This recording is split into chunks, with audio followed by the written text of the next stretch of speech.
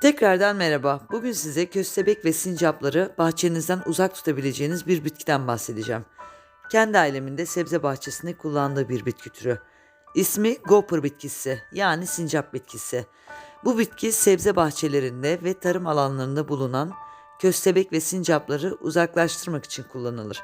Türkiye'de çok tanınmasa da dünyanın birçok ülkesinde tarım alanlarında çokça kullanılmaktadır. Kesildiğinde ya da kırıldığında salgıladığı öz suyu zehirlidir ve ciltte yaralar oluşturur. Dikkatli kullanmak önem taşır.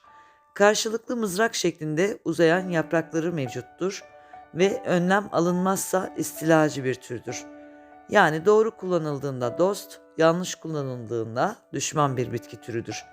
Bitkinin tohum ve fidelerini internetten siparişle ulaşmak, bulmak mümkündür. Fideleri ya da tohumları bahçenizin çeşitli bölgelerine yani çevre kısımlarına ekerek köstebeklerin bahçe alanına girmesini engelleyebilirsiniz. Bu bitki sayesinde köstebek ve sincaplara zarar vermeden bahçemizdeki bitkileri de korumuş oluruz.